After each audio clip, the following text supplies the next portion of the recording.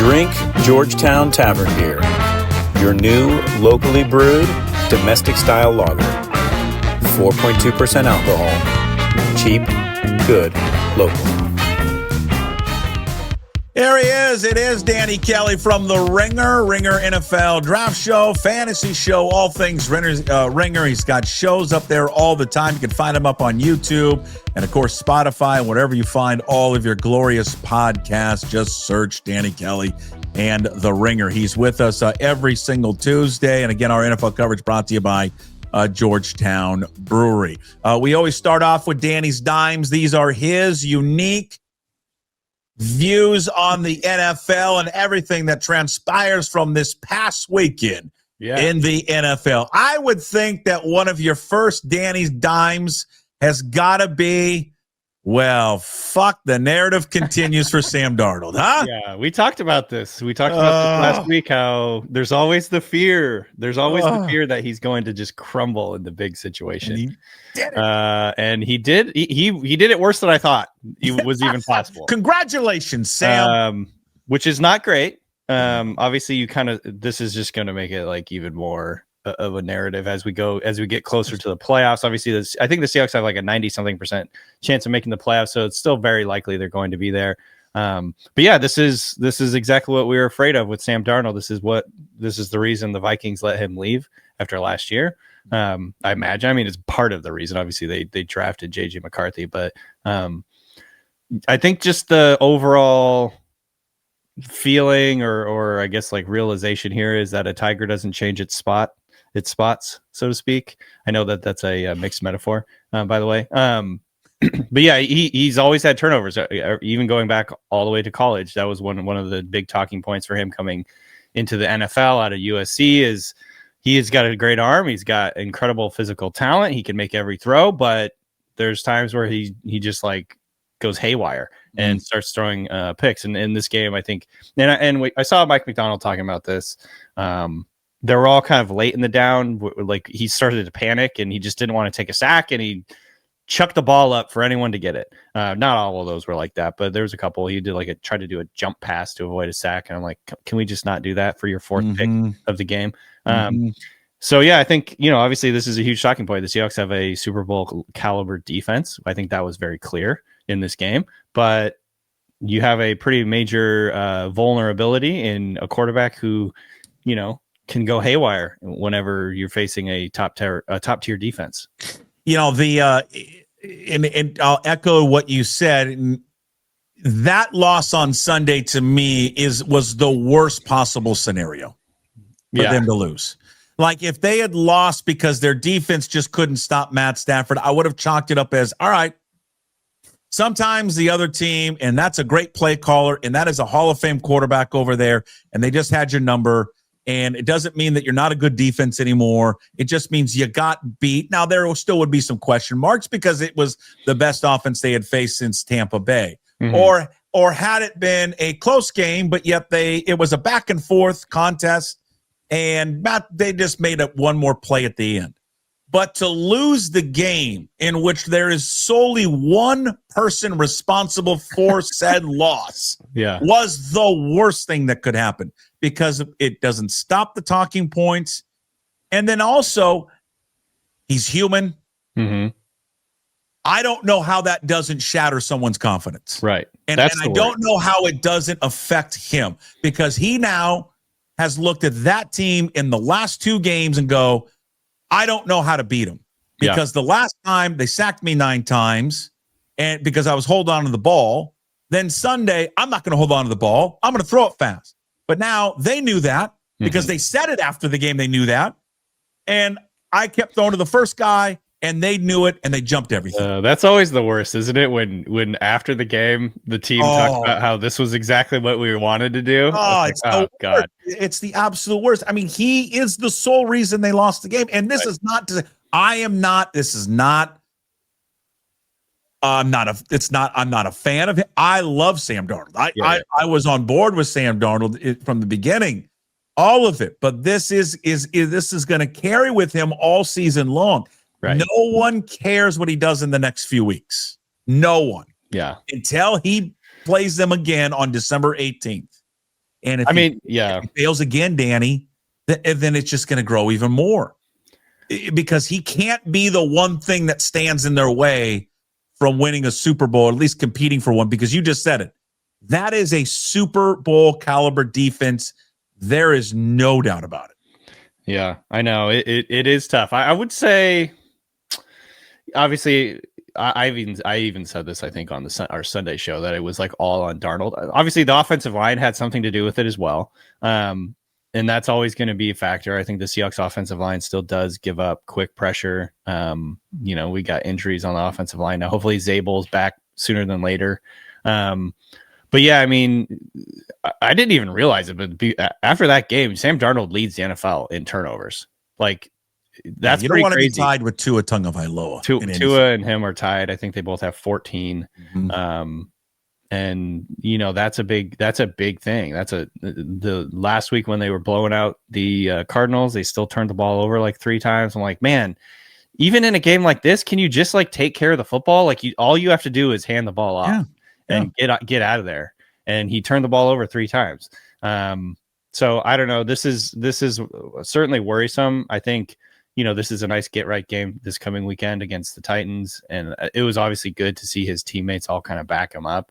And so, there's, I think, some reason to be confident that he can kind of like mitigate this, and maybe this is a good learning experience or whatever. But yeah, I mean, this has always been the worry. This is why he was a free agent, because NFL teams know that, or at least there is the narrative out there, and he's confirmed it multiple times now that, like he's a good quarterback. He can do all the things you want to do, but at some point you can really get to him. And he can he starts, like, his mistakes start compounding. And that's always a huge, huge worry at the quarterback position. This is like what we're seeing kind of with Daniel Jones right now, coming back to earth for the Colts and having all these turnovers the last few weeks. So yeah, I think, obviously I'm confident in the Seahawks, and in some ways I'm actually like more confident in the Seahawks after this game because of what they did defensively. Like, that was an incredibly, incredibly impressive performance by the defense. I mean, they literally, I saw this, Ben Solak, my buddy, tweeted this out. That was the worst passing performance from yards per attempt that Matt Stafford has had as a Ram.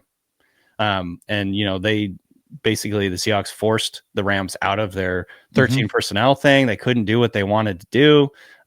So, obviously I think the Rams are feeling great about themselves right now. Got those 4 turnovers. They got themselves a win, but their offense couldn't do anything against the Seahawks defense. Yeah. So that's a great silver lining that gives the Seahawks defense confidence, I'm sure. So, it's not all bad. I did come out of that game feeling okay. See, it's interesting because that's been a lot of people's opinion. I strangely feel very good about the game. And good and bad. But from a defensive standpoint, for sure.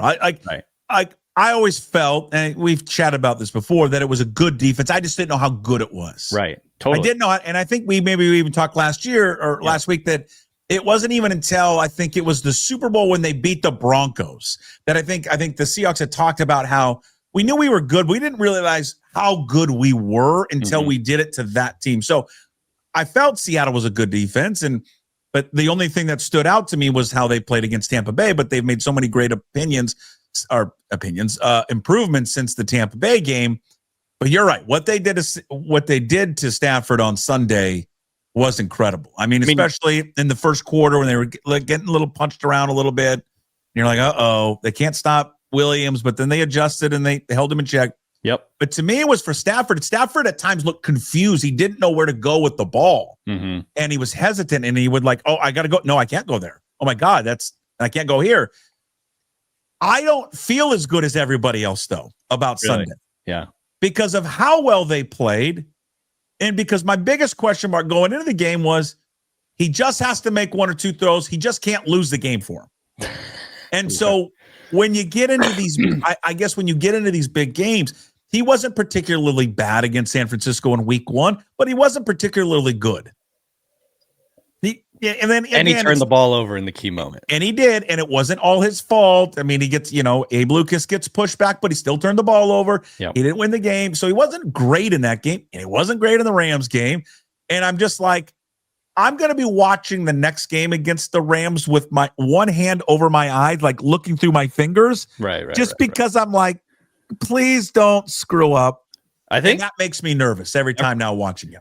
Everything that you're saying, I think, is absolutely true and valid. I think for me, maybe the most, like, the strongest emotion I have after watching that game is this is just a reality check of what the Seahawks have at quarterback. Because for the first, 10 weeks of the season, it felt like maybe Sam Darnold had turned a corner and had turned into this elite level quarterback. And obviously, if you look at all the numbers, like, he was the best deep ball passer in the NFL. He was the best in success rate. In terms of EPA per dropback, like one of the top guys. And it's like, this is a reality check. This is what the Seahawks have at quarterback. He's not an elite quarterback. He has the propensity to turn the ball over. And now we know that. And really, the defense is going to be the difference whether this team wins the Super Bowl or not. So I think that's a good reality check, if anything. Like, obviously, I'm not saying this is good or bad. It's simply, this is what we have. This is what the Seahawks have. And in a season where I don't think there are any elite teams, maybe the Rams are the elite team and you almost beat them with 4 turnovers. I don't know if there are any other elite teams in the NFL. This is a good year to have that sort of be the status of your team, where you have an elite defense and a good quarterback who sometimes crumbles. I think that, honestly, like, this is like, my reaction is just like, they still have a chance in a season like this, where some of the elite teams are struggling. Like, we got, the Chiefs are 5-5. They might not even make the freaking playoffs. The Eagles are one of the best teams in the NFC. I don't even know if they're good. The Lions, same deal. Like, their offense, but it's that one. But it's that team that we're worried about. It's in your freaking division. Well, and I thought this was proof of concept for the Seahawks. Honestly, I know that you came out of that feeling bad, but like, the Seahawks, the Rams are not unbeatable. They turned the ball over 4 times and they had a chance to win the game. One of the big reasons they lost this game is because we saw the greatest punt of all time ever. Like, the Rams found a way to win that game. Yeah. And credit to them. Okay. Obviously, they did a good job. They got 4 turnovers. That was the difference in the game. But like, the Seahawks were still in that game. Making me feel better. It makes me feel like they're more human or whatever. Like, because they were starting to look to me like just an absolute buzzsaw. And I'm going to give them. Nobody was playing better than Stafford before this game. Yeah, I want to give him credit because he comes out in that game and he's throwing 4 picks, and then that last drive, he didn't look hesitant to me. Earlier he looked scared, but in that last drive, he's like, I'm gonna go out and sling it. And I expected him fully. My expectation was on the first pass when he dropped back that he was going to throw a pick 6. That's all I thought. Was going to pick 6. That's how it's going to end. But he did, and he got him down there to a point where they, again, it's a field goal, 61 yards. It's short, it's wide right, but it took them. So they had a chance to win. I think the punt happened with 1:51 to go or something in the game. Greatest punt I've ever seen. That punt pinned the Seahawks down at the 1-inch line. And it took them a full minute to get out past the 20. Imagine if it had just gone and hit the pylon like an inch, they would have had an extra minute from which to work. That was an incredible punt. And again, you have to give credit to the Rams. They fucking did it. But which they have like the worst special teams in the NFL. That's the thing that I laugh about. It's awful. All of it. This is the way the cookie crumbles. It's the NFL is a weird league where all bounces a little bit different and it changes the complete outcome of the game. So I obviously, like, I recognize some people are going to be listening to this and it's like Danny's just coping because obviously Darnold fucking melted down, which he did. And it's depressing, but the fact that they still had an opportunity to win this game, and honestly, they probably or maybe would have won if that punt just didn't pin them at the 1-yard line. That gives me reason to hope. And I do feel like it made the Rams look human. It made the Rams, and obviously, hopefully they can go out and beat the Rams in this next game they have coming up in a little while here. I don't know what week is it that they play the Rams again? It's in a couple weeks. 16, December 18th. So I don't know. Thursday night football. I mean, he's got a deal, and that's the thing. He's got to deal with all that leading up to the game and just everything. And what you said though, like, and fucking Kirk Herbstreit's fucking dog. We've got to listen and watch that Peter thing being run out there. Here's the thing I don't like about Herbstreit and the dog Does anyone have an issue with how quickly he moved on from the last dog that died of cancer, that we had to sit there and watch every week, and him crying every week about the dog? And it wasn't 5 days later after the dog died, Danny, that he's like, well, here's the other one. Here's my and new it's coming dog. away. It's the same one. And they look the same. I mean, I'm just like, good, shut up. God. Like when I got an old lab, when she passes, I'll be honest with you, I'm out for about like 2 months on the we show. get like a moment of silence. I'm not coming on here for about a couple months because I won't be able to handle it. Yeah. But this guy, I mean, the body wasn't even cold for the dog before he drops, he brings out the new one with him. God. And no more interviews in the car with you driving to your jet to go call a game. No one cares. God, he's unlikable. Can you get the sense I don't care for Kirk Herbstreit? Yeah. Playing on pretty. You speak for the people. You speak for the people. Yeah. So December 18th, which we'll just can't wait for it. Can't wait for it. Thursday night. The other thing I wanted to note real quick that you thought made me think of when you were talking about that last drive where Darnold still just keeps going out and like making throws. Yeah. I think this is like the double-edged sword that you have with Darnold. Like in particular with Darnold, this has always been the story with him. Is like he doesn't really he has a propensity to kind of like snowball, but also he has no memory in terms of he's kind of like got a little bit of that Jameis to him where he will just keep making throws. Okay. And that's good and bad. You know what I mean? So I think it's on the Seahawks coaching staff. And then again, like, man, everything that Macdonald has said after the game, I just really respect the way that he coaches, the messaging that he does. Like the Seahawks fans, by the way, have just had an incredible run of two coaches in Pete Carroll and Mike Macdonald who really know how to talk to the media in terms of like messaging and like, here's what we're teaching them and here's what we're doing and here's how we're addressing things. I don't feel like I always feel better listening to these to Macdonald after the game, just because I feel like he's on it. You know what I mean? Like he knows what he needs to fix. And they're going to go out there and coach and kind of trying to figure out a way to do that. And so yeah, at the very least, like I feel confident in the Seahawks coaching to kind of try and mitigate this and hopefully not let him completely fall apart as the season goes on. But can you get a message to Coach Macdonald for me? Sure. Okay. He and Kubiak know they have Ken Walker on the team, right? Yeah, he said something about this week. Well, okay. Well, we're weeks past it now. Can we please just stop splitting the reps between the two? I think we're going in that direction. Please. Look, we talked about this. We talked about this during a couple of weeks ago, and kind of we've been mentioning it all season. Like, I think this was very clearly load management for Ken Walker, and obviously, he's been injured a couple different times over the past few years. You want him in the end of the year to be healthy and kind of like give them that explosive spark that they're going to need when they need to be able to run the ball. Everything that, like you heard Greg Olsen was talking about it all week. The way that teams play the Seahawks and match up with their heavy personnel doesn't really make sense because they can't really run the ball that well. Well, guess what? Right. If they start running the ball well, it's going to be really, really difficult to stop the Seahawks. Oh, well, yeah, it's their missing link right now. Yeah. So, obviously I think we got flashes of that with Ken Walker in this last game. They did run the ball relatively well. I think better than they had been running it. And yeah, if he can be healthy and they start giving him like, maybe it's just like 65-35 split instead of 50-50 or even the other way where Walker's getting like 45% of the opportunities.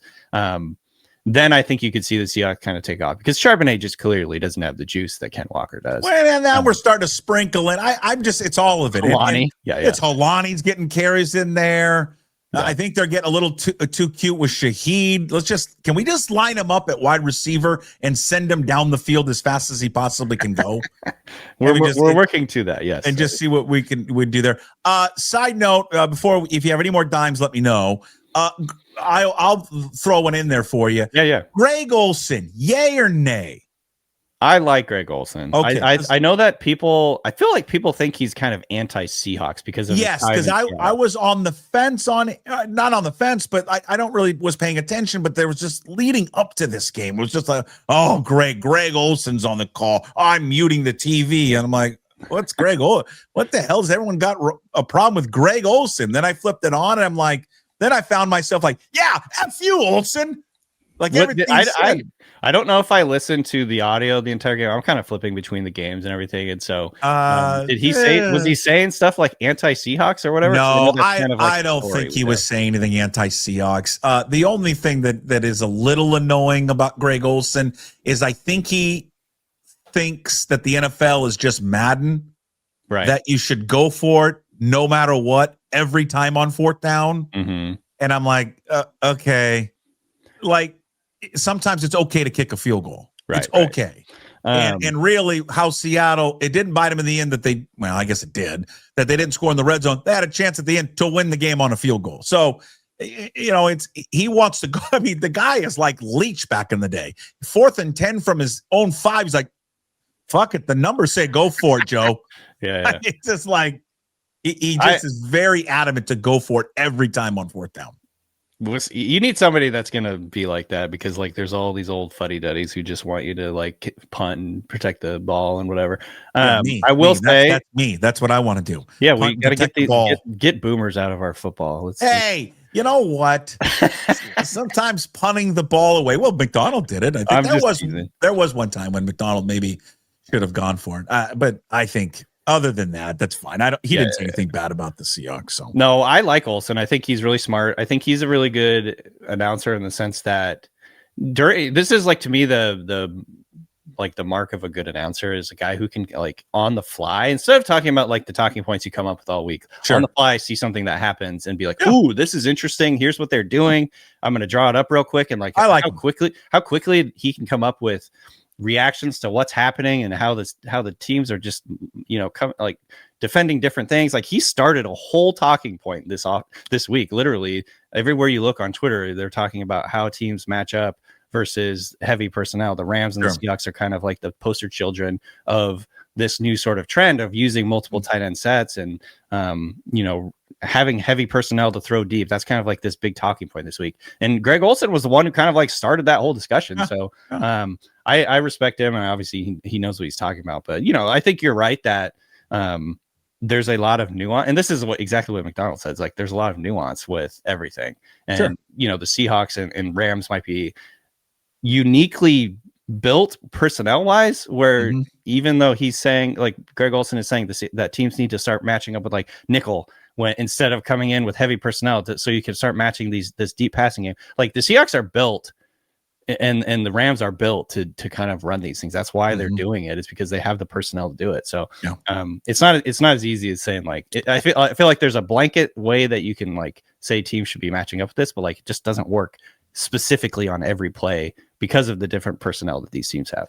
Okay, Danny Kelly from The Ringer. Did I miss anything? We on your Danny Dimes. Anything you want to get off your chest? No. I was going to talk about the Michael Penix situation and how it kind of sucks for the Falcons, and the Falcons are in a really tough spot here, but we can save that for another day.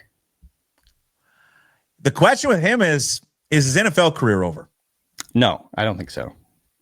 I think his NFL career is over. I think this is exactly what you feared with him, though, coming into the league. But how many ACL surgeries can you have before? I mean, honestly, before it's over, this has got to be. This will be fourth. Well, but I think this knee hasn't had it before, which is I don't know if that's a good or a bad thing. But yeah, it's tough. Obviously, he's had I think now like 5 season-ending injuries in 8 years or 7 years. He had 4 season-ending surgeries in college, including ACL tears in 18 and 20. Yeah. I mean, I don't know. I just think at some point, I mean, I hope it's not. I like watching the player. He'll get another chance. He'll get another Yeah. I know. No. I know that the Falcons aren't going to cut. I'm just wondering from a health standpoint, can he do it again? Right. I mean, that's brutal for Michael Penix. Yep. Yeah, because he's a hell of a talent, and he's fun to watch play. He just is. He's fun to watch throw the football. Yeah, like he just makes like Drake London appointment viewing every week. So yeah, it's brutal, and I think just like my main takeaway for this is like it's extremely brutal for the Falcons, who now have $100 million and a top 10 pick at the quarterback position, and neither of them are healthy or good at the moment. And they are giving the Rams a top 10 pick next year, which is super. I know, I saw that. I'm like, oh my God. I mean, here the Rams are. Just everything's good for them, and they've got and remember when everyone's like, oh, what are the Rams doing? Like, was that 3-4 years ago? They're trading out all the picks like left and right, and then now they've got a top 10. Well, go Buccaneers this week. Rams and Bucks on Sunday Night Football. So go Bucks, knock off the Rams, and then go Panthers and Bryce Young knock off San Francisco. That is the Monday night game as Seattle will feast on Cam Ward and the Tennessee Titans. Coming up on... Oh, that's Monday? No, which one? Oh, sorry. I thought you said the Seahawks play on Monday night. Oh, no, Seahawks. No, I don't think Monday Night Football wants Seahawks Titans. I was going to say, that's brutal. No. It's Panthers 49ers. You're right. Yeah, you're right. Panthers 49ers Monday Night Football. Seahawks and Seahawks and Titans get the wonderful 10 a.m. kickoff here. Yeah. What announcing crew do we get for that one? 3 people I've never heard of for on Fox. Yep. Chris Myers. I get Chris Myers. He's kind of like maybe we get team now. Yeah, Chris Myers probably. Brady Quinn maybe the replacement for. I thought Breeze was the replacement for the stabbing Sanchez. Oh yeah, that's right. True right. Breeze. Oh God. Yeah. All right, Danny. Tell everyone where they can find all your work up at The Ringer. You can find my work at theringer.com. I'll have fantasy rankings up here tomorrow afternoon, and then we got 4 recordings every week. Ringer Fantasy Football Show. You can find us on YouTube. Soon to be finding us on Netflix. I saw the news. Netflix. Congratulations on that. Thank you.